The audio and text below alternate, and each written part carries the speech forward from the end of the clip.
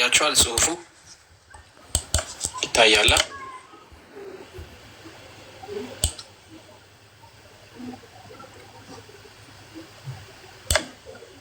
በጣም አሪፍ። እሺ መልካም። እዚህ ጋር ያለውን ይሄንን ተውት። ኖርማል እንትን እንዴለው መልክ ስለሚፈልግ ነው ቲክቶክ፣ ለዛ ነው ማስገባው። ስለዚህ እዚህ ጋር ያለውን ትታችሁ ፒዲኤፉ ላይ እንድታተኩሩ አደራ ቤተሰቦቻችን። ምንድነው የሚለን በዚህ ክፍል ውስጥ ምዕራፍ 9 ትልቅ ሚስጥራትን የምናይበት ነው። እንግዲህ በምዕራፍ 8 ላይ የተመለከትነው ለማስታወስ ያህል ከተራራ በወረደ ጊዜ ሕዝብ እንዴት እንደተከተለው ብትወድስ ልታነጻኝ ትችላለህ ብሎ እንደሰገደለት እንዳዳነው ያ አለቃ የነበረው ቃል ብቻ አውጣ፣ ቃል ባወጣ ጊዜ ልጄ ይድንልኛል ማለቱን፣ እንዲሁም ደግሞ እሪያዎች በሽተኞች የነበሩባት አጋንንት የነበረባት ከተማ ውስጥ እንግዲህ ጌታ ኢየሱስ ክርስቶስ እንዳስወጣና ወደ እሪያዎች እንደገባ ከዛ ወዲያ የከተማው ሁሉ ህዝብ መጥቶ ኢየሱስን ሊገናኘው ወጣ። ባዩትም ጊዜ ሀገራችን ለቀህ ውጣልን አሉት። ምክንያቱም በጣም ብዙ የሆኑ አጋንንትን አስወጥቶ ስለነበረ ከተማውን ይበጠብጡ የነበሩ አጋንንት እንዲባረሩ ስላደረገ ብለን ነበር ያቆምነው ትናንትና። በዛሬው ክፍላችን የምንመለከተው ምዕራፍ 9 ላይ የሚደንቅ የመለኮትን ክብሩን የምናይበት ይሆናል ማለት ነው። በደንብ አስተውሉ። በታንኳይቷ ገብቶ ተሻገርና ወደ ገዛ ከተማው መጣ፣ ወደ ራሱ ከተማ ማለት ነው። እነሆም በአልጋ የተኛ ሽባ ወደ እርሱ አመጡ። እርሱ ወደ ገዛ ከተማው ሲገባ በአልጋ የተኛ ሽባ አመጡ እና እንደዚህ አሉት። ኢየሱስም እምነታቸውን አይቶ ሽባውን እንደዚህ አለ፣ አንተ ልጅ አይዞ ኃጢአትህ ተሰረየለችልህ አለው። ማን ነው ይሄንን የሚናገረው? ኢየሱስ ክርስቶስ። ምን አለው?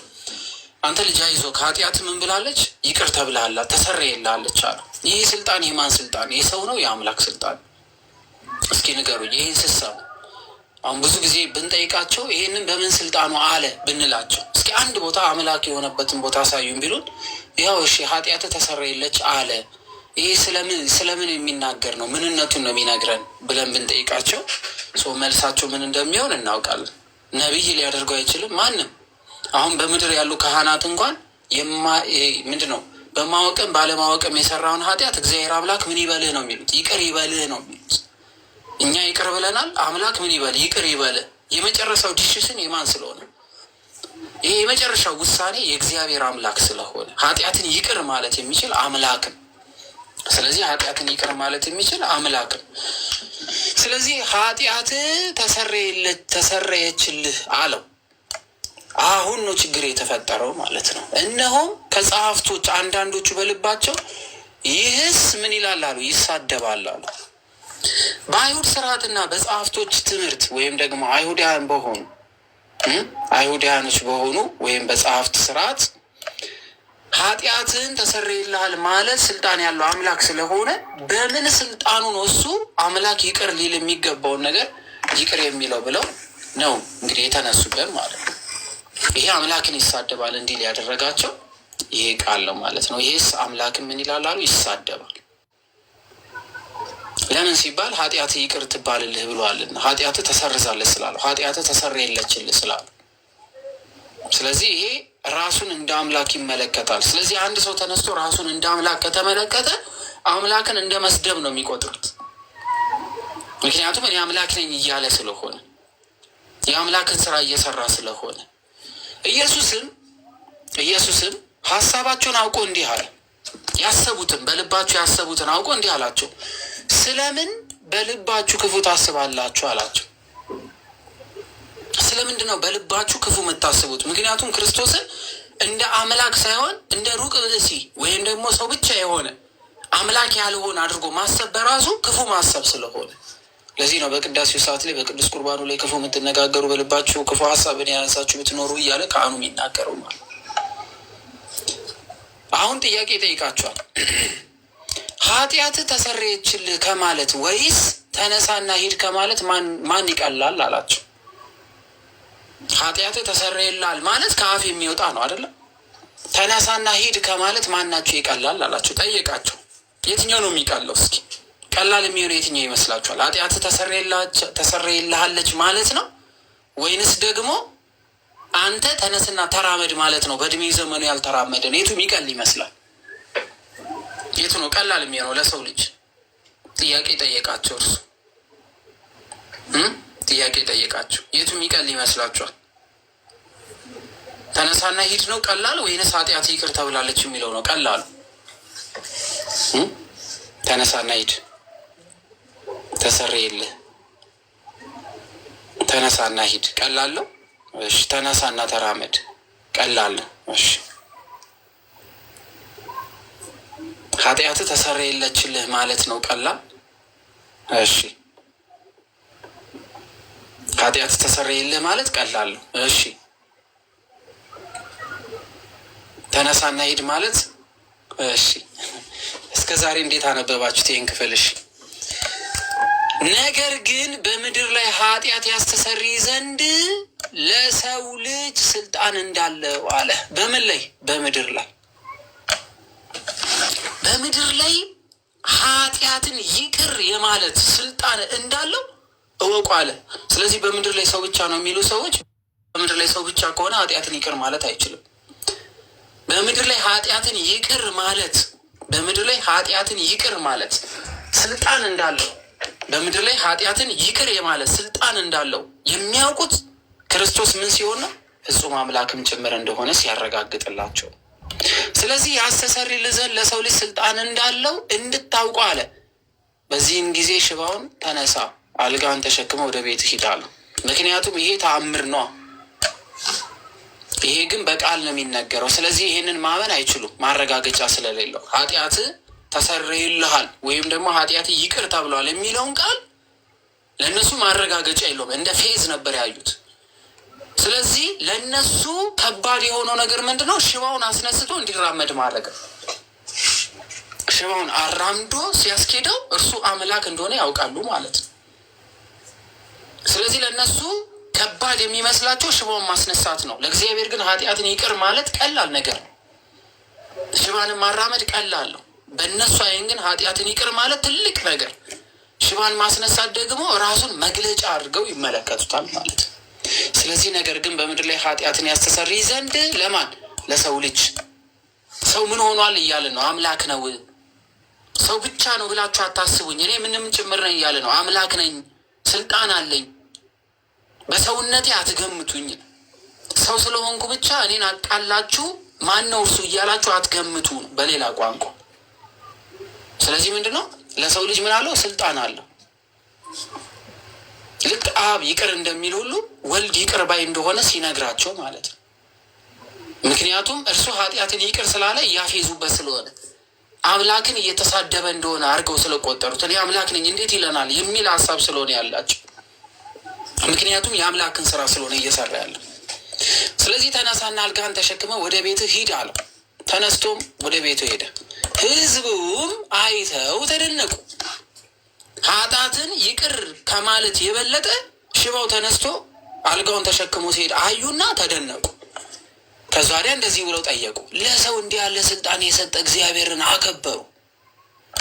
እንደዚህ ያለ ስልጣን እግዚአብሔር አምላክ ለሰው ልጅ ሰጠ አሉ። በሰውነቱ ይህን ማድረግ የሚችል ባለስልጣን እንደሆነ አረጋገጠላችሁ። ስለዚህ ምን አሉ? ኧረ እግዚአብሔር አምላክ በሰውነት ይህንን ስራ እንዲሰራ ስልጣን ሰጥቶታል ብለው እግዚአብሔርን አምላክን አከበሩ። የሰው ልጅን ስጋ ያከበረ እግዚአብሔር አምላክ ስሙ የተመሰገነ ይሁን። ሰይጣን የናቀውን ዲያብሎስ ያዋረደውን ያንቋሸሸውን ይህንን ሰውነት እግዚአብሔር አምላክ ምን ብሎታልና? አክብሮታልና። እግዚአብሔር አምላክ ምን ብሎታል? አክብሮታል። ይህ ሰውነት ክብሩን ሰጥቶታል፣ ክብሩን ገልጦታልና። ስለዚህ ለሰውም እንዲህ ያለ ስልጣን የሰጠ እግዚአብሔርን አከበሩ።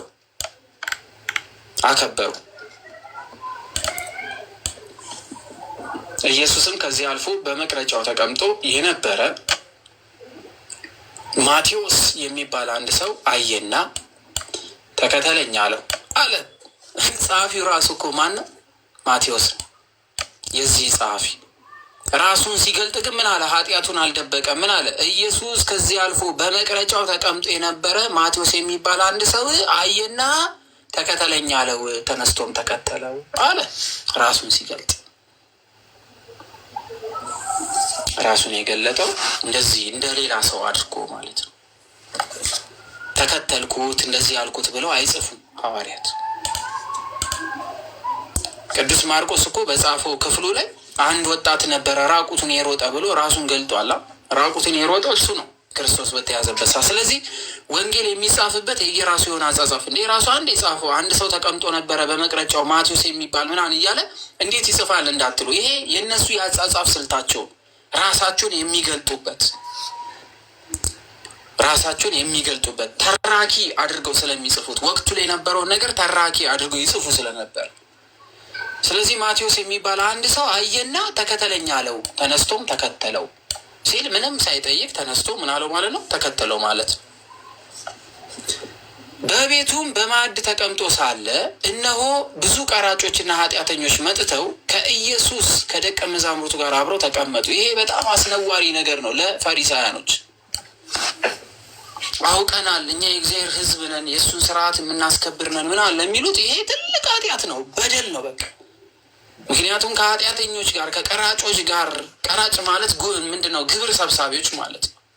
በወቅቱ ላይ በጣም ይጨቁኑ ስለነበረ ግብር ሰብሳቢዎች እንደ ኃጢአተኞች የሚታዩት የሚገባ ግብር ይሰበስቡ ስለነበረ ማለት ነው። ለብዙ ነገር በጣም ይጨቁኑ ስለነበር ከሚባለው በላይ ህዝቡን አስጨንቀው የሚይዙ ስለነበሩ ቀራጮችን አይወዷቸውም፣ ኃጢአተኞችንም አይወዱም እነዚህ ፈሪሳውያኖች። ስለዚህ ፈሪሳውያን አይተው ደቀ መዛሙርቱን መምህራችሁ ከቀራጮችና ከኃጢአተኞች ጋር አብሮ ስለምን ይበላል አሏቸው። ዛሬም ድረስ የሚነገር እንዴ ከዘፋኝ ጋር አብራችሁ ዘፋኝ ቄሳር እሳቸው እንዴት ከዚች ዘማዊት ከሆነ ሴት ጋር ምናምን እንዴ እሱ የቤተክርስቲያን ልጅ አይደል እንዴ ከእንትና ጋር ለምን እቺ ዝሙት የምትፈጽም ከእሷ ጋር እንዴት አብሮ ይሄዳል ምና እንደምንለው ማለት ነው። የሃይማኖት አባት አይደሉ እንዴ እሳቸው እንዴት ከዚህ ሴት ጋር አብረው ምግብ ይበላሉ፣ እንዴት ይስቃሉ፣ ይጫወታሉ ምናምን ብለን እንደምንጠይቅ እነሱም ጠየቁ። እንዴት አሉ።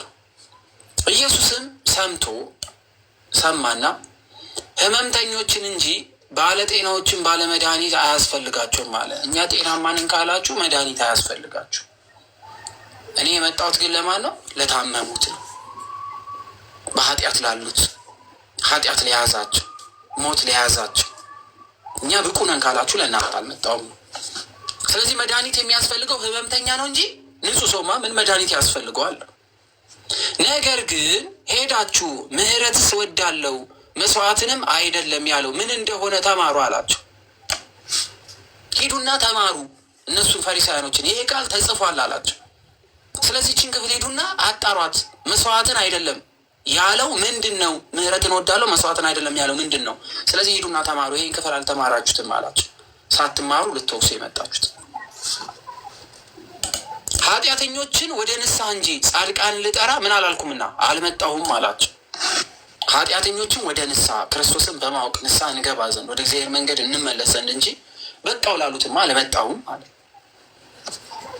ስለዚህ ክርስቶስ ኃጢአተኞችን፣ የወደቁትን፣ እርሱን ተስፋ ማድረግ የሚፈልጉትን፣ ወደ ትክክለኛው መንገድ የሚመለሱትን የሚጠራ አምላክ ነው።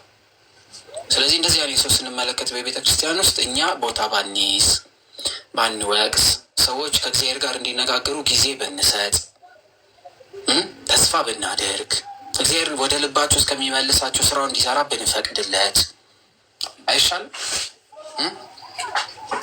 ያው አትፍረዱ ይፈረድባቸዋል ብለን አይደል ትናንት? ስለዚህ እንዳንፈርድ መጠንቀቅ ያለብን ደረጃ እንጠንቀቅ። የሚገባን ድረስ እንሄድ ነው። የማይገባን ድረስ እየሄድን ሰዎችን ህይወታቸው ወደ እግዚአብሔር እንዳይመለስ እያደረግን ስለሆነ ጫፍ ላይ ያለውም እንዲወጣ እየገፋ ነው፣ ያልተመለሰውንም እንዲሸሽ እያደረግ ነው፣ የሚወጣውንም እንዳይመለስ አድርገን እየቀጠቀጥ ነው። ስለሆነ ትንሽ ለእግዚአብሔር ጊዜ ብንሰጥ ጥሩ ይመስለኛል። የሚወጣውም እንዲመጣ ክፉ እንዳይናገር ከአፉ ክፉ ነገር እንዳይወጣ ብንቶ እግዚአብሔር አምላክ ወደ ልቡ ይመልሰው ብንል እንደዚህ ብንል ጥሩ ይመስለኛል። ምክንያቱም በጣም በገፋ ነው ቁጥር ሊመለስ የነበረ ልቡ እንዳይመለስ ስለሚያደርግ እልህ ስለሚገባ ድሮ ምን ይባላል? ባልና ሚስት ሲጣሉ እሷም ወጥታ ወደ ውጭ እንዳታወራ ለቤተሰቡ፣ አረ እኔ ሰው አያርገኝ ወደ እሱ ከተመለስኩ እንዳትል፣ ባልየውም አረ ከእሷ ጋር ሁለተኛ እንዳልመለስ እኔ ከተመለስኩ ውሻ አርጉኝ ምናምን ብሎ እንዳይናገር ይከለክላሉ። ልክ ሊጀመር ሲል አይ እናንተ ነገር መታረቅ አለባቸው፣ አሁን ስለ እሷ ምንም አትበል ይላሉ። የድሮ አባቶች ጠንቃቃ ስለሆኑ፣ ምክንያቱም በለፈለፉ ይጠፉ ነው። አንድ ሰው ቀድሞ ቢዝት ዛቻውን እንደው ወደ ልቡ እንኳን ቢመለስ ስለተናገረው ቃል ብሎ አፍሮ ላይመለስ ስለሚችል፣ ስለዚህ ሰዎች በንዴት በቁጣ ብዙ ነገር እንዳይናገሩ ብናደርግ፣ ፍርድን ለእግዚአብሔር ትተን እውነተኛ መንገድን አጥፍተሃል ተመለስ የሚል ርኅራኄ የተሞላባቸው ንግግሮች ብናወራ፣ አንተም ብሎ ክርስቲያን አውልቀው ማዕተብን በጥሰህ ሂድ፣ ከዛ ወዲያ አንተ በቃ ቆሻሻ የማትረባ አንተ ምን አባ ሆነ ነው በእግዚአብሔር ቤት ውስጥ የመጣው እንደናንተ አይነቱ ምናምን የሚሉ ቃላቶች ሰዎች እንዳይጸኑ ያደርጋል። ወደ በደላቸውም ወደ ክፋታቸውም ተመልሰው ንስሐ እንዳይገቡበት ያደርጋል። እልህ እንዲይዛቸው ያደርጋል። እልህ ደግሞ ሰዎችን ስለሚያጠፋ፣ ስለዚህ በተረጋጋ መልኩ መንፈሳዊ በሆነ ንግግሮች ሰዎች በደላችሁን አይተው ይቅር ብለው እንዲመለሱ ማድረግ፣ ሲመጡ ደግሞ በፍቅር እንድንቀበል እንዲሆን መቀበል ያስፈልጋል። ስለዚህ እሱ እንድንለማመዱ ያደርጋል። ለዚህ ነው ጌታ እኔ ንስሐን እንጂ ኃጢአተኞች ወደ ንስሐ ይመጡ ዘንድ እንጂ ጻድቃንን ልጠራ አልመጣሁም በማለት የተናገረው። ስለዚህ አልመጣሁም ማለት፣ ስለዚህ ኃጢአተኞች እንዲመለሱ እድል መስጠት ይኖርብናል ማለት ነው። በዚያን ጊዜ የዮሐንስ ደቀ መዛሙርት ወደ እርሱ ቀርበው ይላል። የማን? የዮሐንስ ደቀ መዛሙርት። ዮሐንስ ማን ነው? መጥምቁ ማለት ነው። በነገራችን ላይ እነዚህ ጠንካራ ናቸው። በነገራችን ከዚህ ከ12ቱ መካከል የሚመደቡ ናቸው፣ እናያቸዋለን። የዮሐንስ ደቀ መዛሙርት ወደ እርሱ ቀርበው እኛና ፈሪሳውያንን ብዙ ጊዜ የምንጦመው ደቀ መዛሙርት ግን የማይጦሙት ስለምንድን ነው አሉት።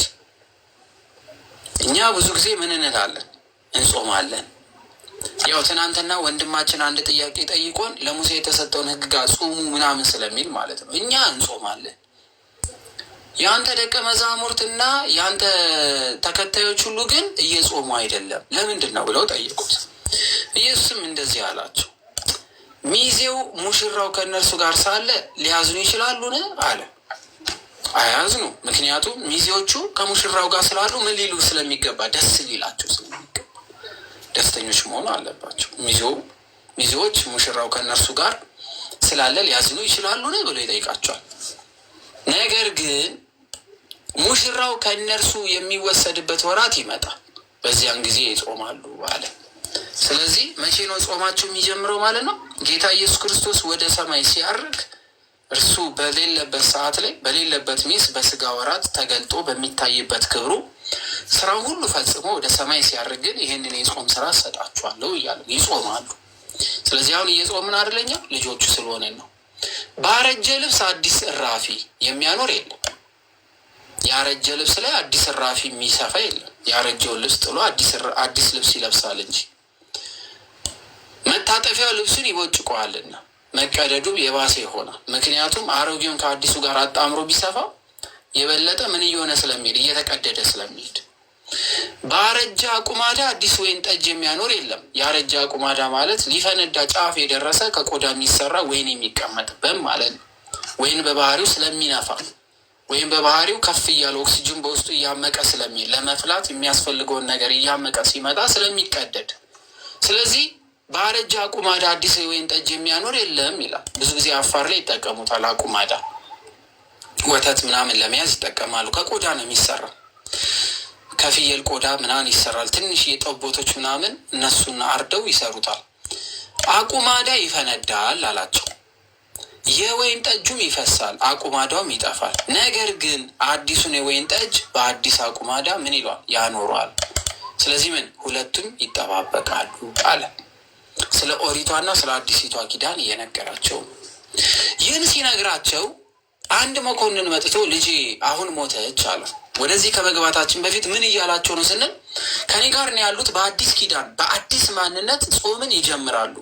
በአዲስ ማንነት እሺ፣ በአዲስ ማንነት ከኔ በኋላ እኔ ከሄድኩ በኋላ በምሰራት የጾም ስሪ ወይም ደግሞ የጾም አዋጅ ውስጥ እነሱ ይቀጥላሉ። ስለዚህ የሚጾሙ ጾም ከኔ ጋር አንድ የሆኑ ዘንድ ስጋቸውን ያስገዙ ዘንድ ነው። አሁን ግን እየጾማችኋት ያላችሁ ጾም ግን የምን አይደለችም። ትእዛዙን የሰጠው እኮ አምላክ ነው አይደለ? ግን አሁን የሚጾሙ ጾም ግን የዘላለም ሕይወት የሚሰጠውን አይደለም። ጊዜያዊ የሆነ የስጋ ረፍትን የሚሰጥ ስለሆነ የዘላለም ሕይወት የሚገኝበት ክርስቶስ ግን ከሄደ በኋላ ግን እርሱን በማሰብ ስጋን እየደቆሱ ስጋን እያስገዙ ለነፍስ እያስገዙ ምን ይሆናል? የነፍስ ብልጫዋን ለማምጣት የነፍስን ቁስልም ለመፈወስ በጾም ውስጥ እንደምንቀጥል ክርስቶስ የነገረበት ክፍል ነው ይህ ክፍል። ስለዚህ አሮጌ የሚላት በኦሪት ያለችዋን፣ አዲስ የሚላት ደግሞ የአዲስ ኪዳኗን ክፍል ነው ማለት ነው። ኢየሱስም ተነስቶ ከደቀ መዛሙርቱ ጋር ተከተለው። ይቅርታ፣ ይህን ሲነግራቸው አንድ መኮንን መጥቶ ልጄ አሁን ሞተች አሉ። ነገር ግን መጥተህ እጅህን ጫንባት በሕይወትም ትኖራለች እያለ ሰገደለት። አንተ አምላክ ነህ፣ በቃ እጅህን አምጣና ጫንባት፣ የሞተችው ልጄ ምን ትላለች? ትድናለች። የሞተችው ልጄ ምን ትላለች? ትድናለች። አመነ ማለት ነው። ኢየሱስም ተነስቶ ከደቀ መዛሙርቱ ጋር ተከተለው። እነሆም ከ12 ዓመት ጀምሮ ደም የሚፈሳት ሴት በኋላው ቀርባ የልብሱን ጫፍ ዳሰሰችው። ምን አለች ማለት ነው? የልብሱን ጫፍ ዳሰሰችው። የልብሱን ጫፍ ማለት ነው። ልክ እርሱ የዚህን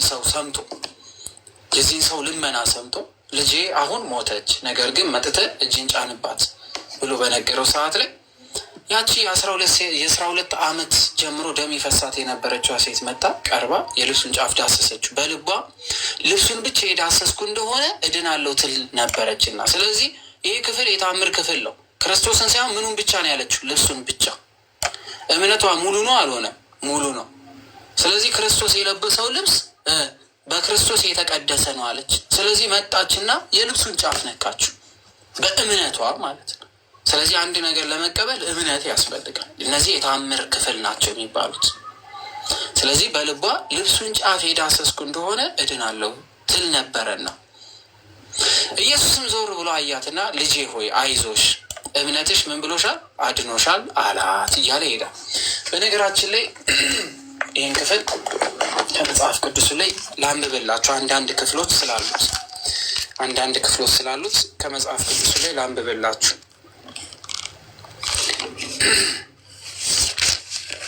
ምዕራፍ 9 ላይ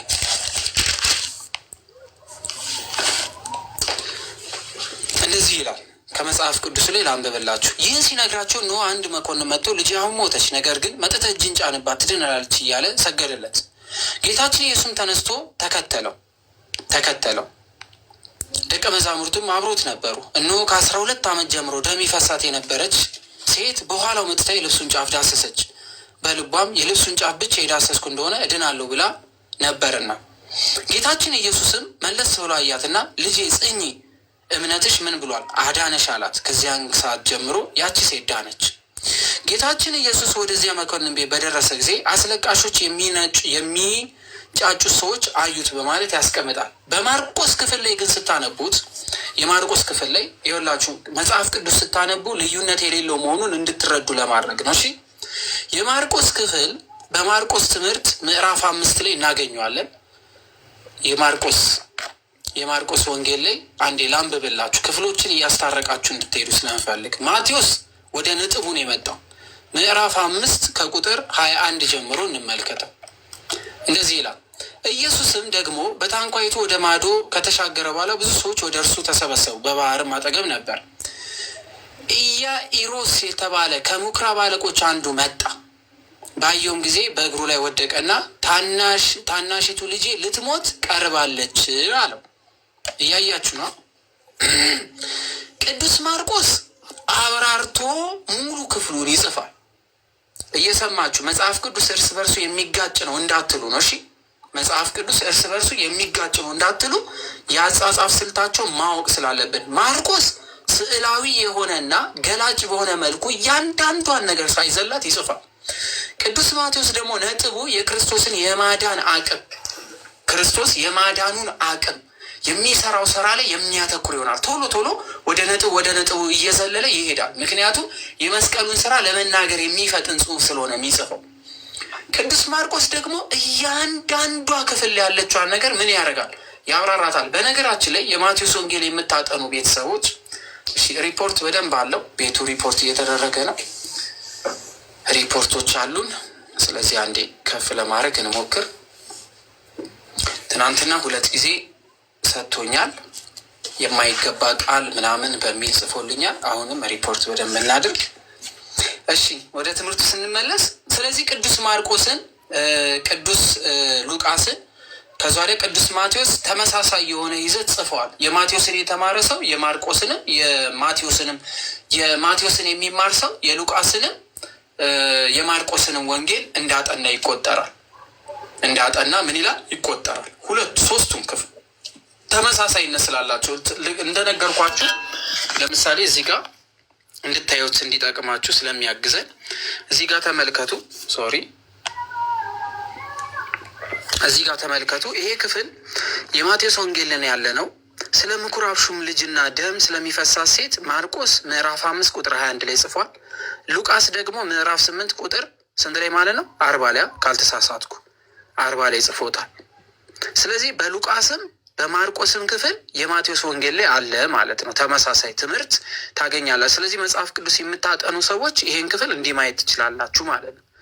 የማቴዎስ ወንጌል ላይ የማርቆስ ወንጌል የሉቃስ ላይ ተመሳሳይ ነው።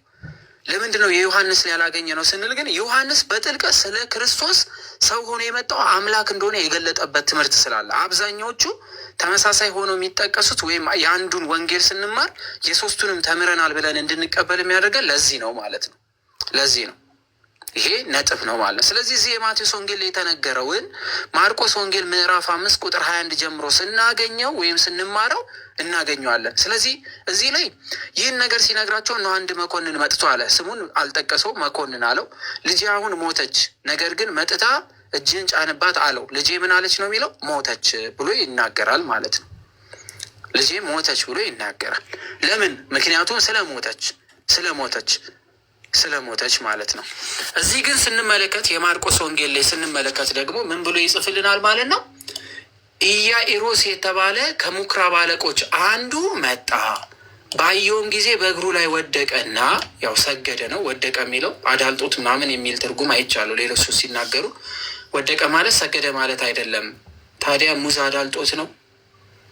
ጎበዝ፣ እንዴት እንደሚተረጉሙት ጌታ ይወቅ።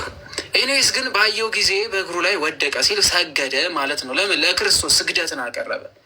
ለምን ስንል ይኸው የማቴዎስ ወንጌል ላይ ራሱ ተርጉሞታል እያለ ሰገደ ለማን? ለክርስቶስ።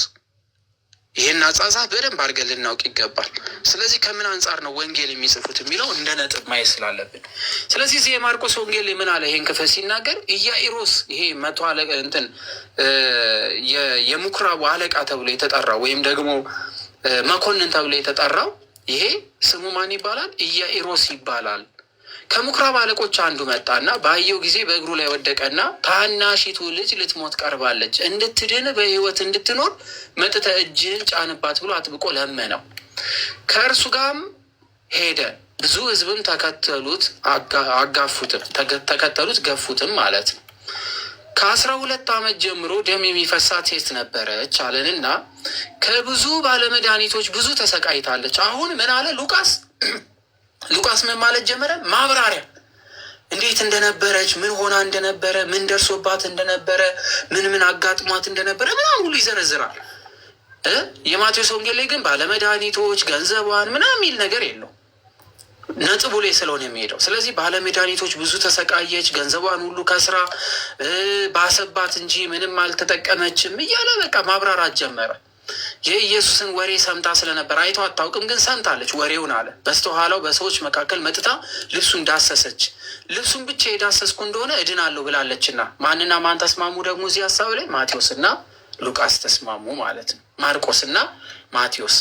ከዚ ወዲያው የደሟ ምንጭ ደረቀ፣ ከስቃይም እንደዳነች በሰውነቷ አወቀች። ወዲያውም ኢየሱስ ከእርሱ ጋር ኃይል እንደወጣ ወጣ። በገዛ ራሱ አውቆ በሕዝቡ መካከል ዘወር ብሎ ልብሴን የዳሰሰው ማን ነው አለ ብሎ ያብራራል። ማን? ማርቆስ። ማቴዎስስ ይህንን ነገር አያብራራ። ምን ይላል? ያልፋል። ወደሚቀጥለው ክፍል ያልፋል ማለት ነው። ወደሚቀጥለው ክፍል ነው እሱ ቶሎ ብሎ ወደ ነጥቡ ስለሚሄድ። ደቀ መዛሙርቱም ሕዝቡ ሲጋፋ እያየህ አሉት፣ ማን ዳሰሰኝ ትላለህ? ማን የዳሰሰኝ እንዴት ትለናለህ? ይህ ሁሉ ሕዝብ እየተጋፋ ይህን ያደረገችውን ለማየት ዘወር ብሎ ይመለከት ነበረ። ሴቲቱ ግን የተደረገላትን ስላወቀች እየፈራች እየተንቀጠቀጠች መጥታ በፊቱ ተደፋችና እውነቱን ሁሉ ነገረችው። እኔ ነኝ አምኜ ነው ነካውክ ምናምና ብላ ነገረችው። እርሱም ልጄ ሆይ እምነትሽ ምን ብሏል? አድኖሻል። በሰላም ሂጂ ከስቃይሽም ተፈወሽ አላት። እርሱ ገና ይህን ሲናገር ከምኵራብ አለቃው ቤት ዘመድ መጡና ልጅ ሞታለች፣ ስለምን መምህሩን ታደክመዋለክ ብለው አሉት። ማን ነው የሚለን ይሄንን? ማርቆስ።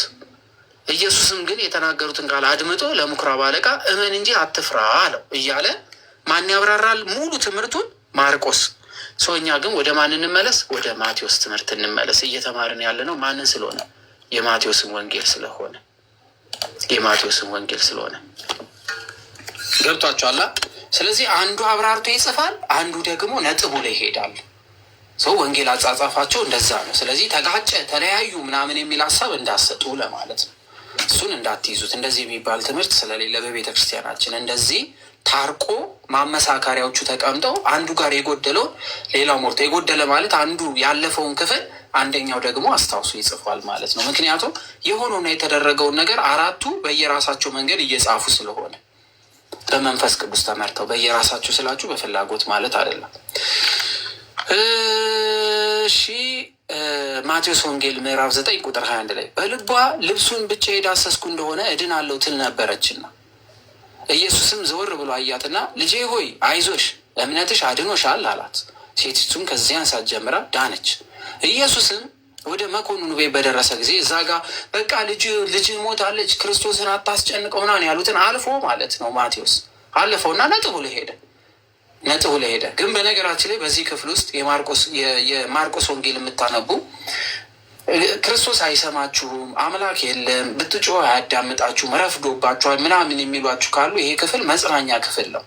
ብዙዎች በቃ አበቃ የተባለን ነገር እግዚአብሔር መቀጠል እንደሚችል የምንማርበት ትምህርት ነው። እምነት ካለን ምንም ነገር የክርስቶስ የሆነውን ብናከብር በረከት እንደምናገኝ የምንማርበት ነው። መስቀል አለፈ እንጂ መስቀል ሳያልፍ በፊት ብዙ ነገር ሲናገሩ ሰምታችኋል። እኛ ክርስቶስን እንጂ እሱ የተሰቀለበት እንጨት ለእኛ ምናችንም አይደለም ኖርማል ነው ይላሉ። እሺ ክርስቶስን ብቻ ነው እንጂ የምንቀበለው፣ ክርስቶስ የለበሰው ጨርቅ ለእኛ ጨርቅ ነው እንደማለት እኮ ነው። ያኛውን እሺ በደሙ ነው እንደው የሚያከበረው። ይሄ እኮ ገላውን ነው የነካው። ያኛው ዓለም የዳነበት ደም ነክቶታል እንጨቱ አይደለም። ነገር ግን ክርስቶስ ግን ለአቡ ብቻ ነው የሚነካው ሰው አይደለም። እንደው ለአቡ ነው ልብሱን የሚነካው። አያችሁት? ልብሱን ነክታ ግን ዳነች በእምነት። ስለዚህ እምነትና መሰረታዊ ትምህርት ልንለይ እንችላለን። መዳን በክርስቶስ ብቻ ነው ስንል እውነት ነው፣ መዳን በክርስቶስ ነው። ከየትኛው መዳን ግን? ከዘላለም ሞት። ግን ሌላ ድህነቶች ግን ተፈጽሟል። የክርስቶስ ጨርቅ፣ ክርስቶስ የለበሰው የልብሱ ጨርቅ አድኗል። ለምን? በእምነት ጨርቁን ነክታ ዳነቻ። ማነው ልብሴን የነካው እንጂ ማንን ነካኝ አላለም። ስለዚህ ኢየሱስ ወደ መኮንኑ ቤት ደረሰ። እምቢልተኞችና የሚንጫጫው ሕዝብ አይቶ ብላተኛይቱ ተኝታለች እንጂ አልሞተችም፣ ፈቀቅ በሉ አላቸው። እያያችሁ ይህን ክፍል እሷ ተኝታለች እንጂ አልሞተችም አላቸው። እነሱ ነክተዋታል፣ አይተዋታል። ትንፋሿ ተቋርጧል፣ ሰውነቷ በረዶ ሆኗል፣ ሙቀት የላትም፣ ሰውነቷ ሁሉ መገታተር ጀምሯል። በቃ ሞታለች፣ አረጋግጠዋል። ምን እያለን ነው? ይቀልዳል እንዴ እንደማለት እኮ ነው። ሳቁበት፣ ይኸው በጣም ሳቁበት ክርስቶስ ላይ። ዛሬ እግዚአብሔር ይህንን አደረገ በቅዱሳኑ በኩል ስንል የሚስቁ ብዙዎች ናቸው። እግዚአብሔር አምላክ ድንቅን ስራን በዚህም ዘመን ይሰራል፣ እርሱም በወደዱት በኩል ብዙ ነገር ያደርጋል ስንል ይሳቃላ። ሳቁበት እኮ በሱ ላይ እስከሚያድን ድረስ ማየት እንኳን አልቻሉም። ከተናገረው ንግግር ግን ሳቁ። በሰው አይምሮ አይሆንማ። ሞታለች እንጂ አልተኛችም፣ ለእርሱ ግን ተኝታለች እንጂ አልሞተች። ስለዚህ ብላተኛይቱ ተኝታለች እንጂ አልሞተችም፣ ፈቀቅ በሉ አላቸው። እነሱ ግን ሳቁበት። ህዝቡን ግን ካስወጡ በኋላ ገብቶ እጇን ያዛትና ብላቴናይቱን ተነሺ አላት። ተነሳች። እነዛ ሁሉ የሳቁት አሁን ምን የሚሄደው ይመስላችኋል? አያፍሩም? አንገታቸውን አይደፉም? ተኝታለች ሲላቸው የሳቁበት። አሁን ተነስታ ሲያዩት ምን የሚሉ ይመስላችኋል? ከዚ ወዲያ ተርባለች፣ የሚበላ ነገር ስጧት ምናምን። ዛሬ የማርቆስ ወንጌል ላይ በደንብ አድርጎ ያብራሯል።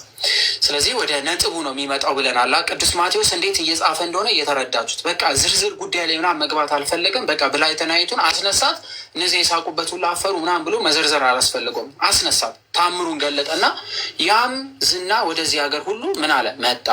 ኢየሱስም ከዚያ ሲያልፍ 2 እውሮች መጡ። ስንት ዕውሮች አለ? ወደ ነጥብ ቶሎ ቶሎ እየገባ ያለው።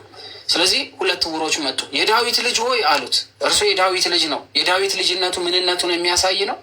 ከስር የሚጽፍልኝ እነዚህ የሚያጨበጭቡ ሰዎች ዛሬ ስራ ፈታን ስላሉኝ እናስጨብጭባቸው እስኪ። ጎሽ የዳዊት ልጅ ሆይ ማረን ሲሉ ምን ማለት ነው? ምን ማለት ነው? የዳዊት ልጅ ብሎ ሲጠራ ምንነቱን ይገልጣል ማለት ነው። አምላክ ምን መሆኑን ነው የሚገልጠው? ሰው መሆኑ፣ የዘር ሐረጉን ጥሩ ሰው መሆኑ፣ ሰውነቱን ከሰው ልጅ የነሳው ስጋ እንዳለው ሲነግረን ሰውነቱን መግለጫ። ስለዚህ የዳዊት ልጅ ሆይ ስንል የዳዊት ልጅ ሰው ነው። ስለዚህ ሰውነቱን መግለጫ። የባህሪ አምላክ ቢሆንም ሰውም ነው ግን ደግሞ። ስለዚህ የዳዊት ልጅ ሆይ ማረን ብለው እየጮሁ ተከተሉት። ማረን ብለው እየጮሁ ተከተሉት። ወደ ቤትም በገባ ጊዜ አለ። ወደ ቤትም በገባ ጊዜ ዕውሮቹ ወደ እርሱ ቀረቡ። ኢየሱስም ይህንን ማድረግ እንድችል ታምናላችሁ አላቸው። ይህንን ማድረግ እንደምችል ታምናላችሁ አላቸው። ሰውነቱን የዳዊት ልጅ ማረን ነዋ እያሉት ያሉት። የዳዊት ልጅ ይህን ማድረግ አይችልም አይደለ? በእነሱ አስተሳሰብ፣ በፈሪሳውያኖቹ እሱ ሰው ብቻ አድርገው ስለሚመለከቱት። ግን እምነታቸውን ጠየቃቸው። የዳዊት ልጅ ሆይ ያላችሁኝ እኔን ይህን ማድረግ እንደምችል ታምናላችሁ አላቸው። ሰው ሆኖ ነው የሚታየው። አዎን ጌታ ሆይ አሉት። እናምናለን አሉ። አንተ ሁሉ የሚቻልህ እንደሆንክ እናምናለን። አንተ የዳዊት ልጅ ብትሆንም ሁሉም ማድረግ የምትችል እንደሆነ እናምናለን። አዎ ጌታ ሆይ እናምናለን አሉት። በዚያን ጊዜ እንደ እምነታችሁ ይሁንላችሁ ብሎ ዓይናቸው እንዳሰሰ ዓይናቸው ተከፈተ። ስለዚህ ታምር ማመን ነው የሚጠይቀው። ታምራትን ማመን ይጠይቃል። ይሆናል ካለ ይሆናል፣ እምነታችንን የሚጠይቅ ስለሆነ። ስለዚህ የታምር ክፍል እምነት ጠያቂ ነው። አንድ ሰው ከስጋ ለመፈወስ ከስጋው ድክመት ለመፈወስ ካለበት ችግር ለመውጣት እምነቱ ነው የሚጠየቅ። እንደሚድን በሚያድነው አምላክ ላይ መሰረት አለ። እፈወሳለሁ ብሎ የሚያምን ከሆነ ካለበት ቤት ሳይወጣ መፈወስ ይችላል። በቃል ተፈውሷል፣ በተግባር ተፈውሷል፣ ዳሷቸው ፈውሷቸዋል፣ ልብሱ ተነክቶ ተፈውሷል። ስለዚህ ድንቅ ነገር እንደሚደረግ ይነግረናል። ስለዚህ ዓይኖቻችሁ ምን አሉ አለ? ተከፈቱ። ለምን? አምነዋል። እርሱ ማዳን እንደሚችል አምነዋል። ስለዚህ ይሄ አዳኝነቱን እኮ ሌሎች ቅዱሳን አድርገውታል። ስለዚህ የክርስቶስ አዳኝነት በዚህ የሚመዘን አይደለም። እነ ጴጥሮስ እነ ጳውሎስ ብዙ ነገር አድርገዋል። ሙት አስነስተዋል። የልብሳቸው ጨርቅ ፈውሰዋል። ስለዚህ የእነሱ ማዳን ከክርስቶስ ከዚህ ስራ ጋር አንድ ቢሆንም እነሱ ክርስቶስን ሆነዋል ማለት ነው አይደለም። የክርስቶስ አዳኝነት ከዘላለም ሞት የሚያድነን ነው። ስለዚህ ኢየሱስ ክርስቶስ አዳኝ ነው ስንል ከዚህኛው ምንል ከሆነ ሌሎቹም ይሄንን ማድረግ ችለዋል። ነገር ግን የትኛውን ፍጡር ግን ማድረግ የማይችለው በገዛ ደግሞ ያዳንን ማዳን ነው። ስለዚህ ድናቸዋል ስንባል አዎ ድነናል። ከምን? ከዘላለም ሞት። በምን? በክርስቶስ በኩል በደሙ በኩል ድነናል። መዳንን እየፈጸምክ ነው ወይ? አዎ ያመንኩትን ክርስቶስን እታመን ዘንድ በምድር ሳለው ለስጋ ፍቃዴ እንዳልገዛና መዳኔን እንዳላጣው ከእርሱ ጋር አንድ የሆነ አካሌን አቆሽሼው በእግዚአብሔር ፊት የተዋረድኩ እንዳልሆን ያለ ነቀፍ አገኝ ዘንድ መዳኔን እጠብቀዋለሁ። በምን? ትእዛዙን እየጠበቅኩ። ትድናለህ? አዎ እውነተኛ የሆነ የዘላለም ፍርድ የሚፈርድ አምላክ በምድር ላይ ያዳነኝ የደም ዋጋ የከፈለልኝ በምድር ላይ ያዘዘኝን ትእዛዝ ሁሉ ብጠብቅ እርሱ ስለ እውነት ለእኔ እንደሚፈርድልኝና መንግስቱን እንደሚያወርስ ቃል ገብቶልኛል። ይችን ቀን ደግሞ በተስፋ ጠብቃለሁ። ይሄ ነው የኦርቶዶክስ መልስ። ድኛለሁ ስንል አልዳንክም፣ በቃ ችግር የለው ይመችል። ስለዚህ ኢየሱስ ማንም እንዳያውቅ ተጠንቀቁ ብሎ በብርቱ አዘዛቸው። ለምንድን ነው እንዳትናገሩ ማንም እንዳያውቅ ምናምን የሚለው ብለን አውርተናል። እንዳያውቅ ተጠንቀቁ ሲላቸው ጊዜው ስላልደረሰ፣ መለኮታዊ ክብሩን የሚገልጥበት ጊዜ ስላልደረሰ፣ አምላካዊ ስራውን የሚገልጥበት ሰዓት ገና ስለሆነ፣ እርሱ ሰው ብቻ ሆኖ እየታያቸው ስለሆነ፣ ከጀርባው የሚከተለው አጋንንት ገና እያጣራ ስለሆነ ማን ነው ይሄ እያለ እየጠየቀ ነው። በፈሪሳውያን ልብ ገብቶ ያጣራል። በጸሐፍቶች በኩል ገብቶ ያጣራል። በሌሎች በኩል ገብቶ ያጣራል። ማን ነው? አምላክ ነው? ሰው ነው? ነቢይ ነው? አምላክ ነው? ገዢ ነው? ማን ነው? ያለ ነው? የነበረ ነው? ማን ነው? ሰው ብቻ ልሎ አልቻልኩም። ከሰውነት በላይ ነው እያደረገ ያለው። ኃጢአት ይቅር እያለ ነው። በምን ስልጣን ነው የሚያደርገው ይህንን ብሎ ገና በሌሎች ልብ እያደረ ክርስቶስን እየመረመረ ነው። ምክንያቱም ሊያስከፍለው የመጣው እርሱ አባት እግዚአብሔር እንደሆነ ስላላወቀ፣ እርሱ አባት እንደሆነ ስላላወቀ፣ ሁሉ በእጁ ያለው አምላክ እንደሆነ ገና አልገባው። ምክንያቱም የሚመለከተው ፊት ያ የናቀውን ፊት ነው። ያ ያዋረደውን ፊት ነው። ያ የገዛውን ፊት ነው። ያ ባሪያ ሆኖ ያየውን ፊት ነው የሚመለከተው። የባሪያ መልክ ስለሆነ የያዘው ገና ተሸውዷል፣ አላወቀውም ነው።